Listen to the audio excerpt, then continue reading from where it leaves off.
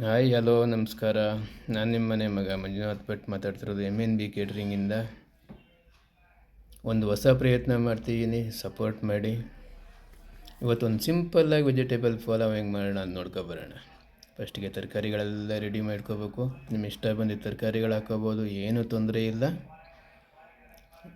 ತರಕಾರಿ ಎಲ್ಲ ರೆಡಿ ಮಾಡಿ ಇಟ್ಕೊಂಡ ಮೇಲೆ ಒಂದು ಪಾತ್ರೆ ಇಟ್ಟು ಎಣ್ಣೆ ಹಾಕಿ, ಎಣ್ಣೆ ಕಾದ್ಮೇಲೆ ಅದಕ್ಕೆ ಲವಂಗ, ಏಲಕ್ಕಿ, ಆಮೇಲೆ ಈರುಳ್ಳಿ, ಪುದೀನ ಸೊಪ್ಪು ಅಷ್ಟು ಹಾಕಿ ಅರಿಶಿನ ಹಾಕಿ ನೀಟಾಗಿ ಫ್ರೈ ಆದಮೇಲೆ ಶುಂಠಿ, ಬೆಳ್ಳುಳ್ಳಿ, ಹಸಿಮೆಣ್ಸಿಕಾಯಿ ಪೇಸ್ಟ್ನ ಹಾಕಿ, ಅದಾದಮೇಲೆ ವೆಜಿಟೇಬಲ್ಸ್ ಹಾಕಿಸಿ, ಅದಾದಮೇಲೆ ಮಸಾಲೆ ಹಾಕಿ ನೀಟಾಗಿ ಅದು ಫ್ರೈ ಆಗಬೇಕು. ಆಯಿಲಲ್ಲಿ ನೀಟಾಗಿ ಫ್ರೈ ಆದಮೇಲೆ ಬಟಾಣಿ ಹಾಕಿ, ಟೊಮೊಟೊ ಹಾಕಿ, ಅದಾದ ನಂತರ ನೀವು ಅಕ್ಕಿ ಹಾಕಿ ನಿಧಾನಕ್ಕೆ ಅದನ್ನು ತಿರುಗಿಸ್ತಾ ಇರಬೇಕು.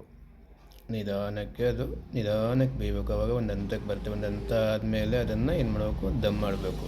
ಅದು ದಮ್ ಮಾಡಾದಮೇಲೆ 1 ಅವರ್ ಬಿಡಬೇಕು. 1 ಅವರ್ ಬಿಟ್ಟಾದಮೇಲೆ ನೋಡಿ, ಸೂಪರಾಗಿರೋ ವೆಜಿಟೇಬಲ್ ಪಲಾವ್ ರೆಡಿ. ಇವತ್ತಿನ ಸ್ಪೆಷಲ್.